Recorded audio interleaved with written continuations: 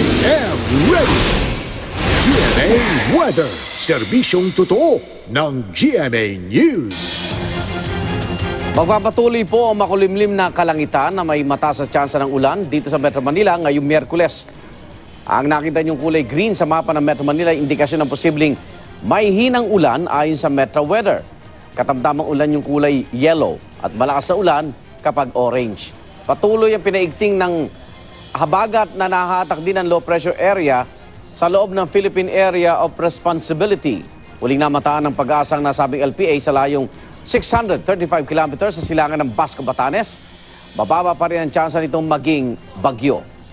Uulanin muli ng gustong halos buong Luzon at ilang panig ng Visayas buong araw ngayon hanggang sa malalakas na ulan pa nga ang mararanasan sa western section, partikular sa Ilocos Region, Cordillera, Mimaropa at mga probinsya ng Zambales at Bataan.